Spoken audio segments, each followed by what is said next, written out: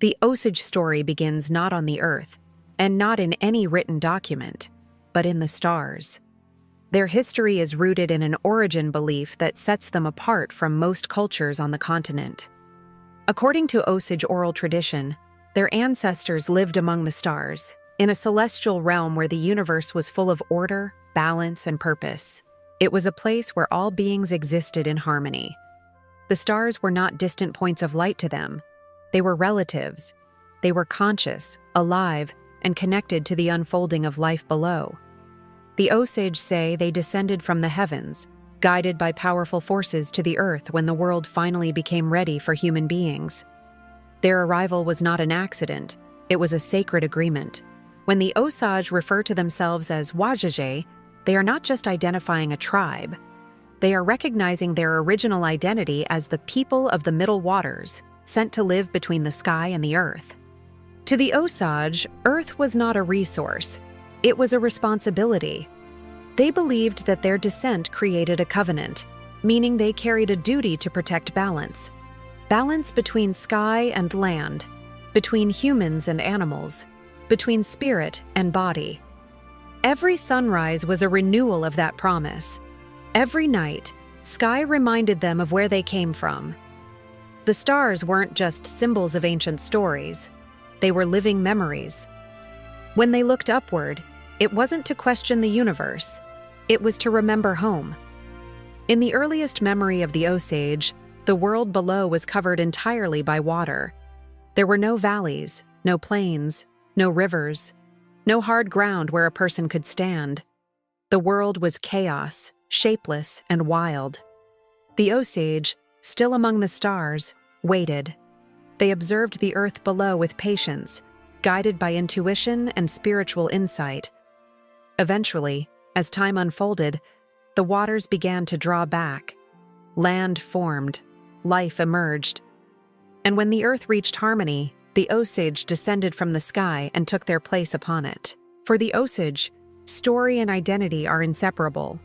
They do not view this origin story as myth, they view it as lineage. Their ceremonies, songs, and social structures all contain reminders of their descent from the heavens. Their understanding of life is rooted in a constant awareness that human beings are not rulers over nature. They are part of it. This belief shaped a society that lived in balance for thousands of years before contact with Europeans. Even today, Osage elders say that everything in existence is relational. Humans are not placed above creation. They are placed within it. The earth, water, sky, and stars are bound together like threads in a single fabric. When the Osage speak of the natural world, they don't use the language of possession. They don't say, our land. They say, we belong to the land. The clan system of the Osage is one of the clearest expressions of their Starborn worldview. Their society was divided into two great halves, sky people and earth people. These were not symbolic names. They were living roles. Sky people preserved knowledge of ceremony, spirituality, celestial patterns, and the unseen forces guiding the world. Earth people directed the physical responsibilities of life, hunting, politics, decision-making, and protection of the community. Neither group held more power than the other. Both were essential to harmony. The Osage believed that just as day needs night and seasons need rhythm, the spiritual and physical worlds must stay in balance. Within these two divisions existed many clans, each with specific duties. The Sun clan carried knowledge of daylight and renewal. The Gentle Wind clan understood movement and breath. The Buffalo clan protected the relationship between people and animals, especially the bison herds that sustained their lives. Even the Thunder Person clan held meaning, tied to storms, power, and transformation. When a child was born into the Osage Nation, they inherited more than ancestry. They inherited responsibility.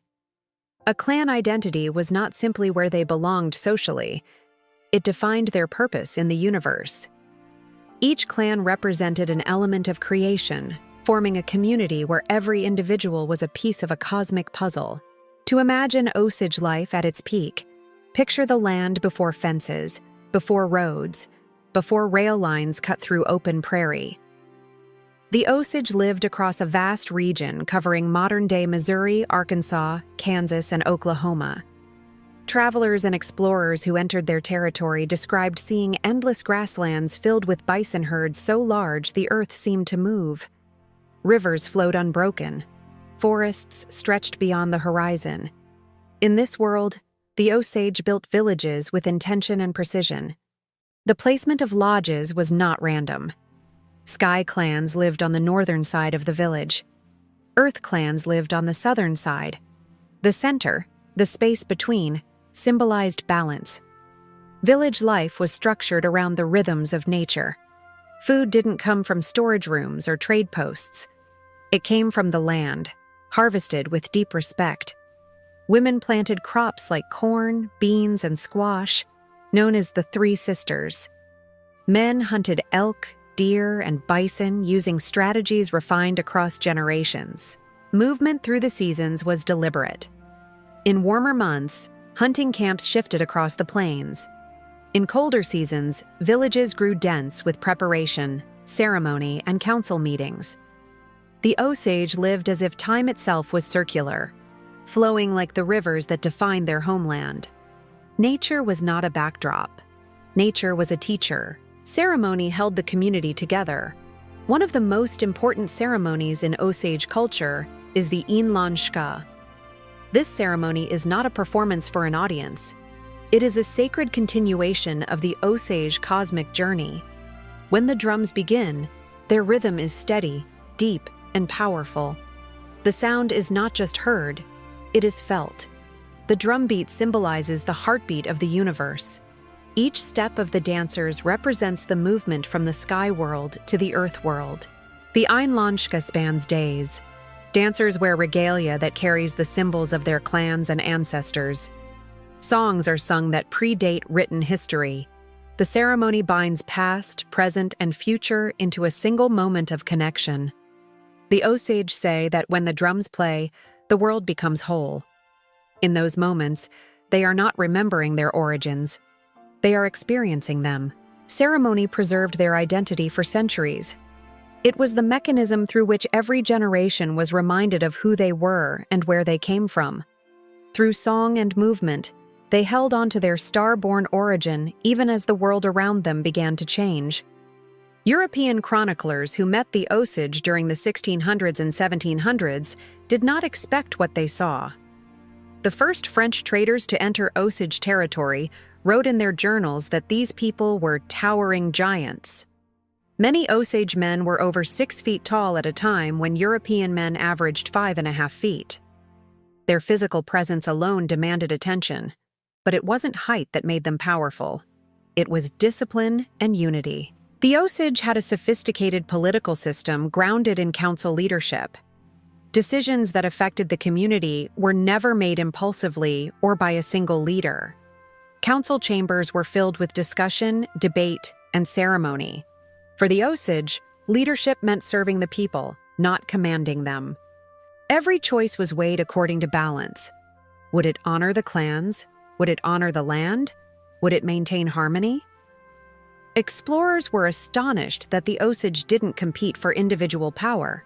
They worked for the collective good.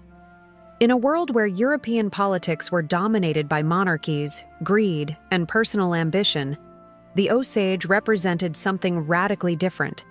A society that valued responsibility over authority, community over ego. War was never the first option. But when conflict came, the Osage were prepared. Their warriors were known for strategic brilliance. Scouts observed enemy movements long before an attack. Hunters had expert knowledge of terrain, migration routes, river crossings, and weather patterns, knowledge that became essential in warfare. The Osage could move swiftly and disappear into the environment. Other tribes respected their discipline. European armies feared their tactics. The Osage were not reckless or impulsive in battle. They saw war as a necessary protection of balance. If land was threatened, if resources were abused, if sacred agreements were broken, they defended what the Creator entrusted to them. Their ability to unite under a single purpose made them nearly unstoppable. Osage spirituality was not a separate aspect of life. It was life. They believed that all things had a spirit: animals, water, storms, even the stones beneath their feet. Every action required mindfulness. When a hunter chased bison, he did not do it to prove strength. He did it to feed the community. Before taking the shot, he thanked the animal's spirit. After the hunt, nothing was wasted. The meat fed families. The hides became clothing and shelter. The bones became tools. Even the sinew was used to make bowstrings. This respect was not ritual. It was relationship. If a river was crossed, they acknowledged its spirit. If a tree was cut for a lodge, a prayer was spoken. The Osage worldview held that humans could not take from the earth without giving something back. Gratitude was the currency of balance. In the Osage language, the word for land isn't just a noun, it's a living concept. The land remembers, the land witnesses. Because of this belief, their society produced no waste, no excess, no destruction. Archaeologists have found Osage sites showing sustainable land use for centuries. The Osage were not moving through the land was moving through them. They were not trying to shape nature to suit themselves. They shaped themselves to live in harmony with nature. That harmony allowed them to become wealthy in what truly mattered: abundance, health, community, and spiritual connection. This was their world, a world built on balance. For thousands of years, this balance continued. But balance can be disrupted. It started slowly, with rumors of strangers, pale-skinned men traveling upriver with metal weapons, flags, and unfamiliar languages. The Osage initially saw them as visitors. The earliest interactions were cautious but curious. Europeans offered trade goods: steel tools, firearms, beads, fabric. The Osage offered furs, food, and safe passage. Trade changed everything. Suddenly, the relationship between tribes and the environment shifted. The French wanted beaver pelts, the Spanish wanted control, Americans wanted land, and they all wanted it endlessly. The Osage adapted to trade rapidly. They became dominant middlemen in the fur trade, controlling access to other tribes and territories. Their diplomacy became legendary. They could negotiate with Europeans without surrendering authority. But every trade deal also opened a door. Year by year, the newcomers grew in number. New settlements appeared. Rivers saw unfamiliar boats. The sound of hammers echoed through the forest. The Osage watched what they once controlled begin to slip into someone else's hands. The turning point came with treaties. Europeans brought maps and documents and wanted signatures on paper, a concept foreign to the Osage. The Osage lived by oral agreements sealed through ceremony and trust, not ink and legal clauses. Yet treaty by treaty, the Osage were pushed westward. They ceded millions of acres of land, not because they wanted to, but because the pressure was relentless. They were told the land would be protected for them. They were told they would remain the rightful owners, but every promise turned out to be temporary. The Louisiana Purchase in 1803 changed everything. France sold massive territories to the United States for $15 million. The problem? France did not own that land. Indigenous nations did. The Osage territory, sacred to them for centuries, was included in the sale without a single Osage voice in the conversation. Their homeland had been traded like merchandise between foreign governments. The Osage suddenly found themselves in the crosshairs of a rapidly expanding nation with a single, unstoppable ideology: manifest destiny. Settlers began pouring into Osage land, believing it was their destiny to claim it. They cut forests, killed bison for sport, and built farms where seasonal hunting grounds once stood. Rivers were polluted. Spiritual sites were destroyed. What the Osage had cared for since descending from the stars was now being dismantled piece by piece. The Starborn people were being pushed into survival mode. By the mid-1800s, the Osage faced a difficult reality. They were still spiritually powerful, culturally unified, and fiercely intelligent, but the forces against them were unlike anything they had ever encountered. The U.S. government pushed them to sign treaty after treaty, each promising protection while demanding more land. The Osage did not understand why a people would destroy the very environment that sustained them. They asked again and again, why would someone kill more bison than they could use? Why would someone take land only to exhaust it? The answer was revealed in the settlers' mindset. They believed land was property. The Osage believed land was a relative. That difference in worldview would shape the next century of their destiny. In 1872, no longer able to resist the pressure, the Osage purchased new land in what would eventually become Oklahoma. Unlike previous treaties, this land was not granted or assigned. It was bought, with their own funds, using money owed to them from earlier land cessions. Other tribes were forced onto reservations. The Osage, through strategic intelligence, chose theirs. This was not surrender. It was survival. They selected a place the settlers didn't want, a rocky, seemingly barren region filled with blackjack trees and flint hills. What no outsider understood at the time was that beneath the dry soil and rough hills lay something unimaginable. Something that would change not only the Osage, but American history. The Osage believed the land speaks, and that a people who listen will be guided. They trusted that this land, their last homeland, was meant to protect them. In the decades that followed, that belief would be tested beyond anything the Osage could imagine. The clan structure would remain intact. The ceremonies would continue. The memory of the stars would live on. But a new chapter was beginning, one shaped by oil, greed, and blood. The Osage had preserved balance for 1,000 years. Now they were about to enter the age of wealth and betrayal. When the Osage moved onto their new land in Oklahoma, they were exhausted, but not defeated. Elders reminded everyone that this land had been chosen, not assigned. They believed Wakanta, the Great Mystery, guided them here for a reason. The hills were harsh, rocky, and difficult to farm. Settlers laughed and called it worthless. But the Osage knew a deeper truth. The value of land cannot be seen from the surface. They lived simply, rebuilding their communities and maintaining ancestral ceremonies. They hunted, farmed small patches, raised horses, and continued their spiritual ways. The clan system endured, and their connection to the Sky People remained unbroken. What outsiders saw as poor terrain, the Osage saw as protection.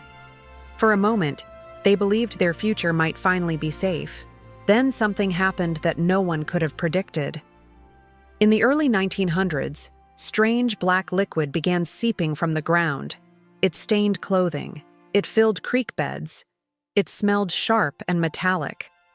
The settlers ignored it at first. They were looking for farmland, not strange fluids. But American businessmen recognized oil instantly. They realized the Osage Nation was sitting on one of the richest oil deposits in North America. In the blink of an eye, what had been mocked as worthless became the most sought-after land in the country. Railroad companies, attorneys, prospectors, and millionaires flooded Osage territory. Everyone wanted a piece. But the Osage made a brilliant move. They agreed to lease the surface land, but they refused to give up the rights to what lay beneath it. The mineral rights would remain in Osage ownership forever. Each enrolled tribal member received a head right, a legal share of all oil royalties. That meant every time oil was pumped, the money went to the tribe. When the first oil auction took place in 1922, it didn't happen in a business office or courtroom. It took place outdoors, under an Osage oak tree. Wealthy oil men like J. Paul Getty, Frank Phillips, and E.W. Marland showed up in suits, fanning themselves in the heat, ready to bid fortunes. Reporters watched the auction in disbelief. The auctioneer banged his gavel. A single oil lease sold for millions. Newspapers across the nation printed a headline that stunned America. The Osage Indians are the richest people in the world. Money poured into Osage Nation. Tribal members bought cars, not used cars, but the newest Packards and Cadillacs. They built large houses, hired chauffeurs, and sent their children to the finest schools. Photographs from the time show Osage women wearing fur coats while stepping onto trains, and Osage men investing in cattle, horses, and modern businesses. Some families traveled to Europe, others sponsored opera singers to perform locally. The Osage did not hide their wealth. They lived boldly, beautifully, and unapologetically. They had earned this prosperity, not through conquest or exploitation, but through intelligence and foresight. This moment could have been the triumphant climax of their story. But instead, it marked the beginning of one of the darkest and most sinister crimes in American history. White America saw Osage wealth, and jealousy poisoned their perception. Newspapers printed phrases like plutocratic redskins and savage millionaires. Instead of celebrating Osage success, outsiders resented it. The U.S. government responded with laws designed to control them. A court system assigned guardians, white men, to manage Osage finances, claiming tribal members were incompetent. Even children were assigned guardians. Guardians decided how much money an Osage person could withdraw from their own bank account. It was legal financial captivity. The guardianship system was not about protection. It was about access. Access to wealth. Access to head rights. And soon, access to murder. Men began marrying Osage women for one reason: inheritance. If an Osage tribal member died, their head rights passed to their legal spouse or guardian. Suddenly, Osage deaths became common. A woman dies mysteriously. A head right transfers. A brother dies in an explosion. A head right transfers. A family member goes missing. A head right transfers. Doctors called it wasting illness. Coroners falsified reports. Local law enforcement ignored pleas for help. These weren't random tragedies. They were calculated, planned, hidden behind smiles and legal paperwork. Between 1921 and 1926, Osage Nation became known by another name: the Reign of Terror. One Osage woman lived at the center of this horror. Her name was Molly Burkhart, a quiet, dignified woman from a respected Osage family. She married a white man named Ernest Burkhart, who acted kind, loyal, and devoted. But around Molly, her family began dying one by one. First, her older sister Anna was found in a ravine, shot in the head. Then, her mother died mysteriously. Then, her youngest sister Rita and Rita's husband were murdered when their house exploded. Piece by piece, Molly was being isolated. The goal was clear. Once everyone else was gone, all the family head rights would pass to Molly, and when she died, they would belong to Ernest. Molly was being poisoned slowly, under the guise of love. The Osage pleaded for help. They wrote letters to senators. They hired private investigators. They offered thousands of dollars in reward money. Every investigator either quit, disappeared, or turned up dead. For the U.S. legal system, Osage lives had no value. But the Osage refused to be silent. In desperation, they traveled to Washington, D.C. to demand justice from the federal government. Their persistence sparked a turning point that would alter American law enforcement forever. A new, little-known federal agency quietly opened a case file. It was called the Bureau of Investigation, later renamed the FBI. Young Director J. Edgar Hoover assigned an undercover team to Osage County. Agents posed as cattlemen, ranchers, and oil workers. They attended dances, church gatherings, and community events. They began uncovering a horrifying truth. The murders were not random. They were a conspiracy. The mastermind was a respected local businessman named William Hale. He called himself King of the Osage Hills. He was Ernest Burkhart's uncle. He pretended to be a benevolent friend to the Osage, offering loans, attending ceremonies, shaking hands, and speaking kindly. But beneath that charm was ice. Hale arranged marriages between his nephews and wealthy Osage women. Behind closed doors, he ordered murders like business transactions. For Hale, head rights were not sacred inheritance, they were currency. The investigation revealed that Hale's reach extended into banks, hospitals, law enforcement, and even the courts. He bribed doctors to falsify death certificates, bought off sheriffs, and ensured juries were filled with men who owed him favors. He had complete control over Osage County. People feared him so deeply that most wouldn't speak his name aloud. The agents soon realized that the conspiracy was larger than they imagined. The murders weren't isolated incidents.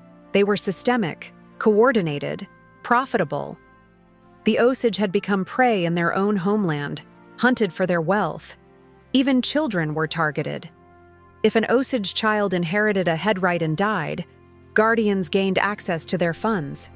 It became a silent economic genocide, carried out through poison, fire, and bullets. The Osage understood that each death represented more than the loss of a life.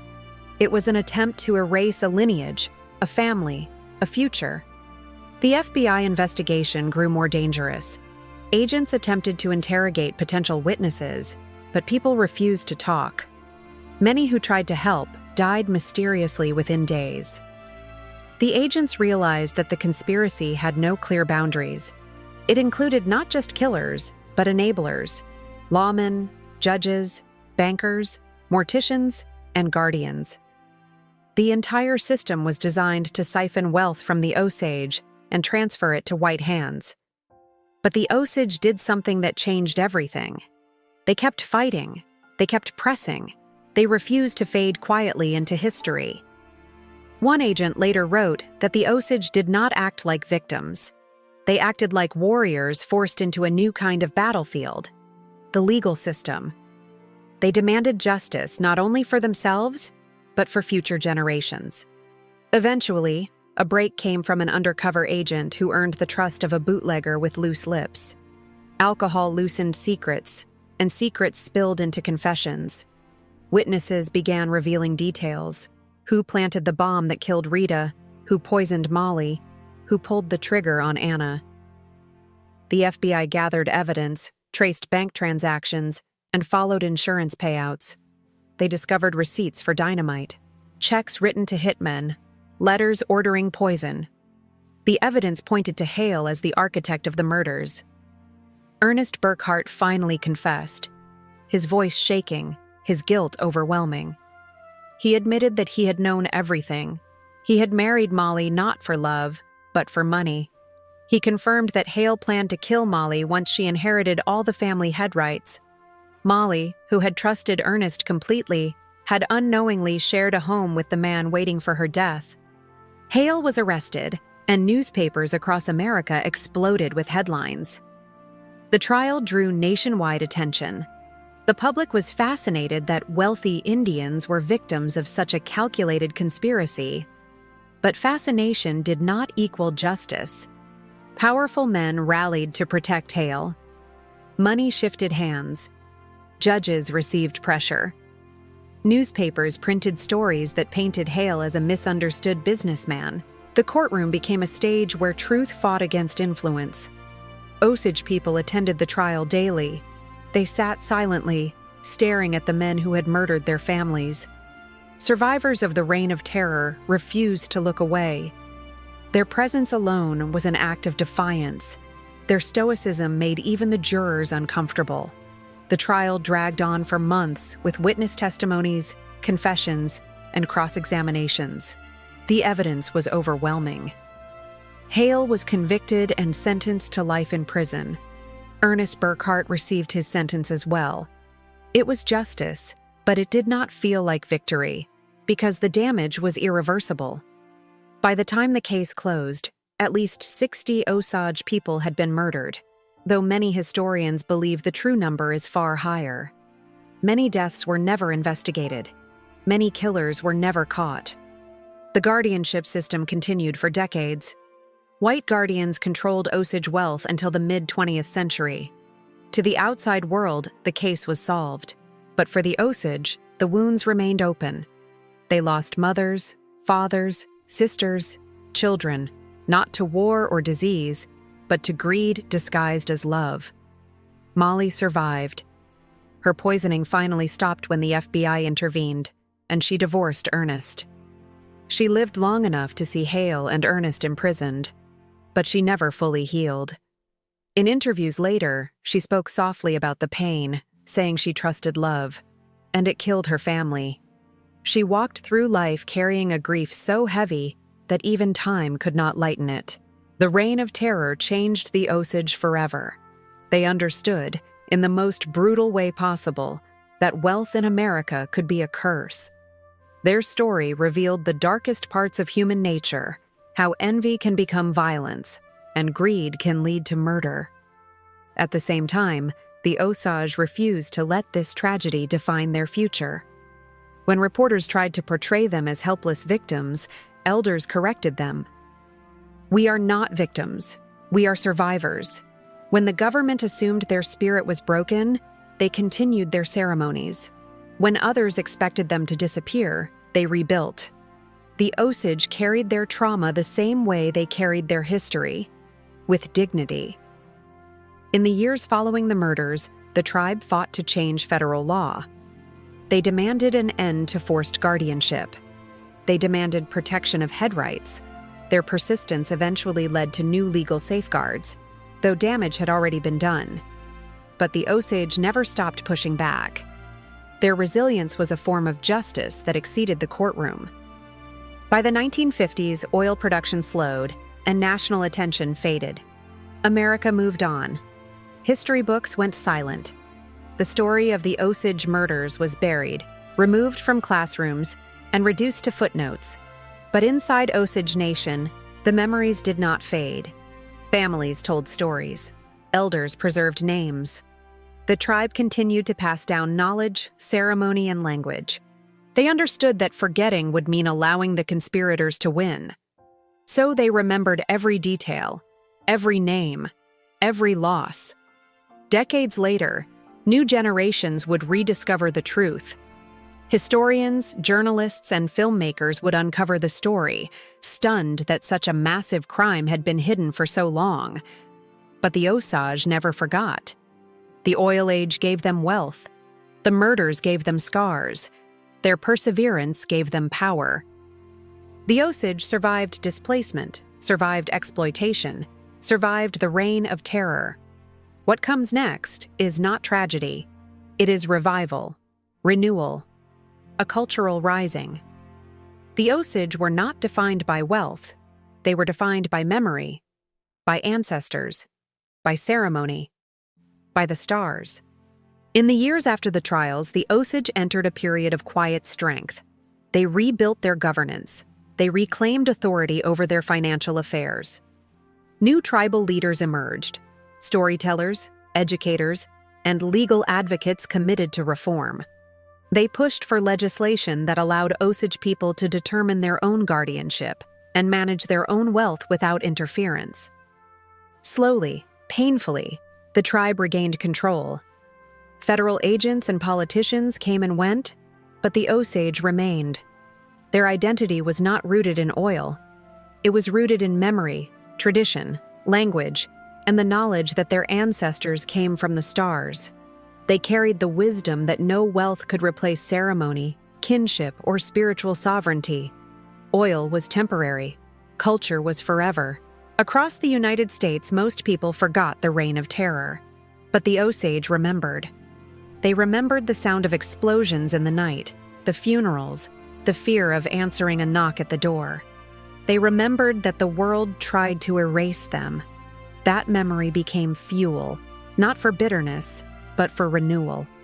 Slowly, the Osage shifted their focus away from wealth and toward preservation of their cultural inheritance. They reopened ceremonial grounds. They revived dances. They restored family names. Elders continued speaking the Osage language to children, refusing to let it fade into silence. Healing did not happen all at once. It happened one song, one story, one word at a time. The Osage realized that the true legacy of their people had never been oil. It had been their spiritual connection to the universe, their belief that human beings were meant to walk in balance with the earth. What they endured in the 1920s was not the end of their story. It was the beginning of a powerful resurgence. The Osage emerged from tragedy not as victims, but as guardians of a legacy that could not be destroyed. Their survival was defiance. Their memory was resistance. Their culture was victory. They were hunted for their wealth, but they rose again because of their spirit. By the late 20th century, the Osage Nation faced a choice. They could continue living in the shadow of their trauma, or they could transform it into power. The reign of terror had taken lives, wealth, and trust, but it had failed to take the core of what made them Osage: their identity, their sense of belonging to the land, their ancestral memory of coming from the stars. Elders began guiding a movement toward cultural renewal, emphasizing that survival alone wasn't enough. Their mission now was revival, reclamation, and rebuilding. They wanted their children to know not only what had happened to their people, but who they were before it happened. The language, the ceremonial dances, and the spiritual teachings still lived in the hearts of elders. And they knew wisdom is only eternal when it's shared.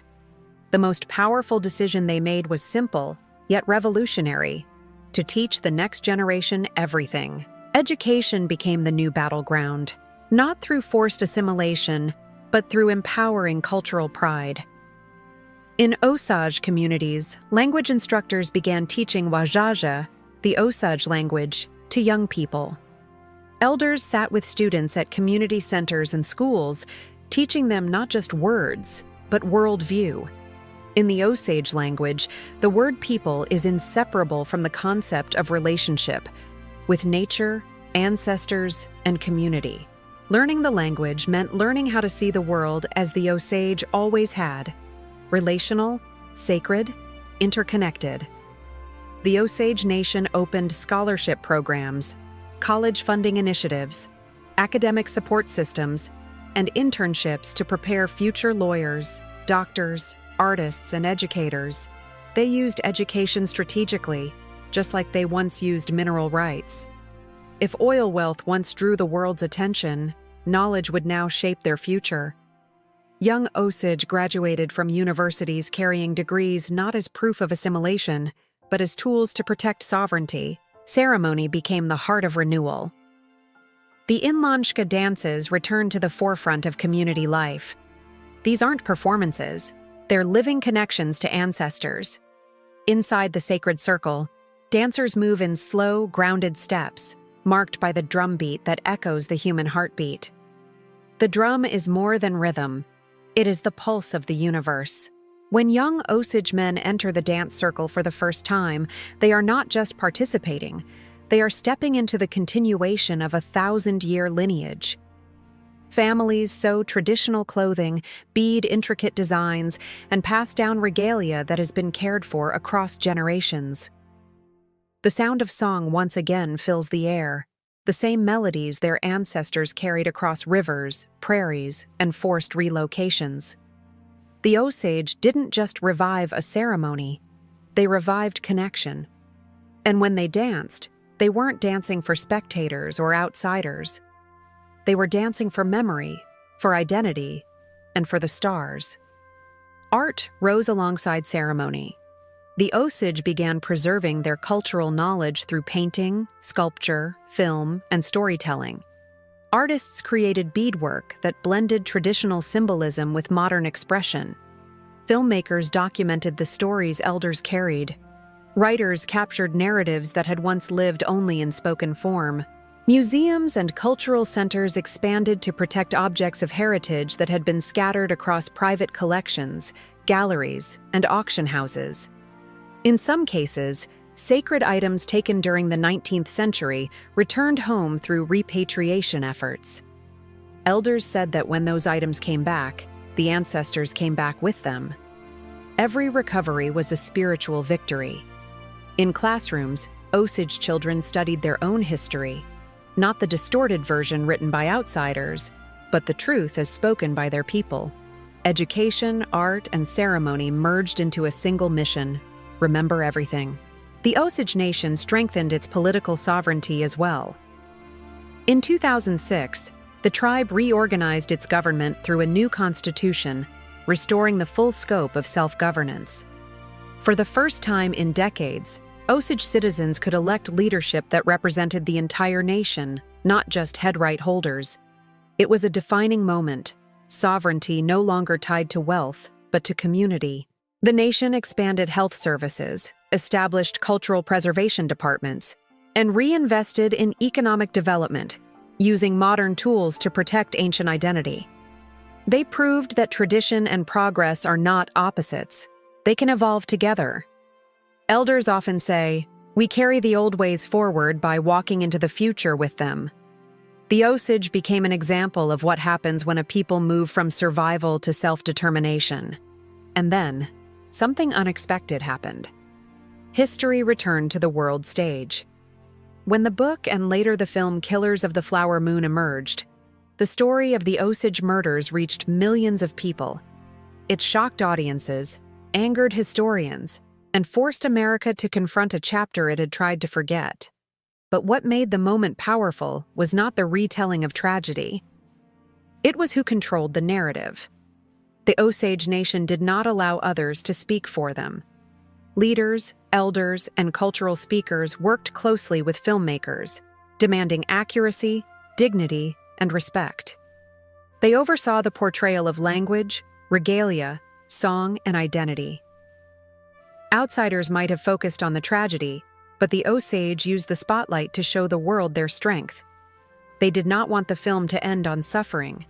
They wanted it to end on continuity, on renewal, on the living truth that the Osage are still here. With renewed global interest, people expected the Osage to speak about tragedy, but instead, they spoke about identity. They explained that their story did not begin with oil and did not end with murder. Their story began in the stars. They reminded the world that wealth was not their legacy. Memory was.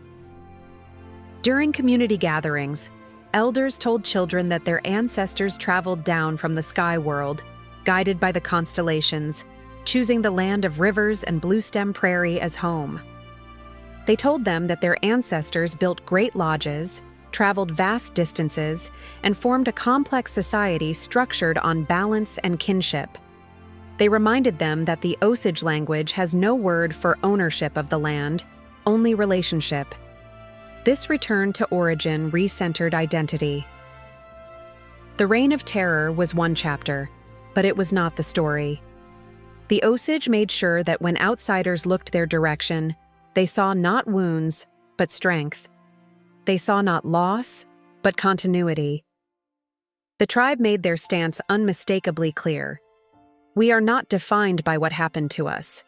We are defined by who we have always been. Education programs expanded rapidly. The Osage Nation established cultural camps where children learned to bead, cook traditional foods, shoot bows, and read the symbols embedded in ancient designs. They learned the meanings behind colors used in regalia, the spiritual roles of clans, and the responsibility of keeping family songs alive. Workshops brought elders and youth together, bridging generations that had once been separated by boarding schools and forced assimilation policies. Young Osage discovered that their traditional stories hold sophisticated knowledge of astronomy, ecology, and seasonal cycles. They learned that their ancestors understood star movement, migration patterns, and river navigation with precision. The students began to see themselves not as descendants of trauma, but descendants of knowledge. Education moved beyond classrooms. It became cultural awakening. And for the first time in generations, young people weren't only learning Osage traditions, they were living them. Language revival deepened this transformation. Students began speaking Osage phrases at home, at school, and during gatherings. Parents practiced alongside them, rediscovering the words their grandparents were punished for speaking. The Osage language apps, online dictionaries, recordings, and community language nights allowed families to reclaim what was nearly lost. When a child speaks the language of their ancestors, something extraordinary happens. Identity does not feel like a story told to them. It feels like something alive inside them. Every new speaker became a victory against history. Every conversation in Osage became a ceremony of memory. Elders said the language doesn't only describe reality, it shapes it. And speaking it calls the ancestors back into the room. Ceremony strengthened the spiritual core of renewal. During Inlanshka, when the drumbeat begins, The entire community moves together in one rhythm. Men step forward into the circle. Women follow behind, supporting the dance, shaping the energy, completing the balance. Little boys dance beside grown men. Elders sit along the outer edge, watching the youth, knowing the future has arrived. No matter how many years pass, the drum remains unchanged. Every summer when the drum awakens, the hills remember the ancestors. The wind carries the songs, and the stars watch. Outsiders sometimes ask what the ceremony represents. The answer is simple: continuity. It represents the fact that the Osage never disappeared. That despite removal, forced assimilation, boarding schools, murder, theft, and erasure, they are home. Dancing in the same land where their ancestors prayed, dancing in the rhythm of the universe. Economic empowerment evolved alongside cultural resurgence. The tribe invested in renewable energy, land management, technology, and economic ventures that provided long-term sustainability. They moved from extraction-based wealth to future-based wealth. They reclaimed land that had been taken generations earlier. They purchased property that once belonged to families who exploited their ancestors. Each land purchase was an act of reversal, a symbolic return. Their success wasn't loud or flashy, it was intentional. Every investment served a purpose: sovereignty, stability, and cultural independence. They were proving a different kind of wealth, a wealth rooted in choice. The Osage Nation also became leaders in language sovereignty, museum development, and tribal governance. Cultural preservation departments documented thousands of hours of interviews, ensuring that voices of elders would echo far into the future. Archival teams restored historical documents and recorded oral histories about the clan structures, star teachings, and creation stories. The tribe created partnerships with universities for cultural research, but always maintained intellectual sovereignty. They controlled how their culture was studied and who had access. This time, the narrative belonged to them. In schools, Osage youth began standing in front of classrooms to present projects, not about what happened to their ancestors, but about what their ancestors achieved. They spoke about architecture, astronomy, agriculture, and diplomacy. They spoke about how their people navigated rivers using star paths and wind patterns. They spoke about clan responsibilities, kinship laws, and the sacred mounds. They no longer saw themselves reflected through tragedy. They saw themselves reflected through brilliance. In community gatherings, elders often say, "We are the grandchildren of the survivors." Those words carry decades of meaning. The Osage understand that every breath they take is proof that their ancestors succeeded. Their existence is not accidental. It is intentional. As the 21st century moves forward, the Osage identity feels stronger than at any point since removal. Young people stand in two worlds, fluent in modern education and deeply rooted in ceremony. They are lawyers who dance in the Inlanshka.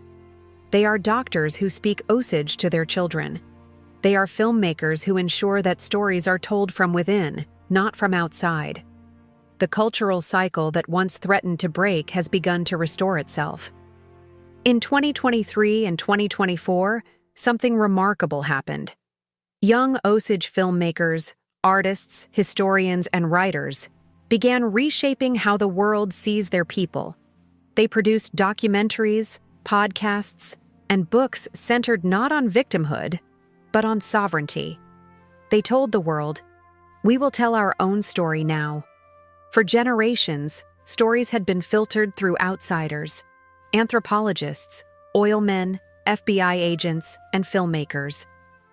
But now, Osage youth are stepping behind the camera, shaping every narrative from their own perspective.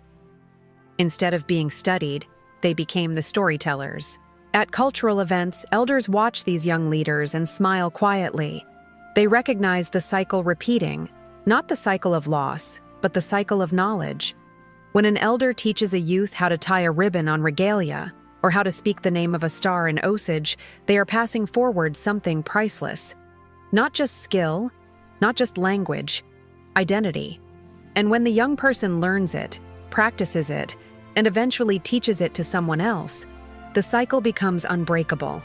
No law, no government policy, no tragedy can sever that. In the evenings, as the sun drops behind the tallgrass, you can sometimes hear drums echoing across the prairie. Children play outside community centers while parents talk about future plans, new language programs, new education grants, new land purchases. These moments, simple and ordinary, are a revolution, a quiet victory. Because the greatest act of resistance is survival without losing who you are. The Osage are not preserving culture for museums. They are living it, laughing, dancing, teaching, planning, thriving. In those moments, you can feel the truth. The future belongs to them. Elders say the ancestors can still be felt during ceremony. When the drumbeat slows, when silence falls, when everyone stands together under the open sky. They say that if you listen closely, you can feel the presence of the ones who danced long before. The wind carries their memory. The earth holds their footsteps. The stars hold their stories. And so the narrative comes full circle. The Osage began with the stars. They survived removal, oil exploitation, and murder.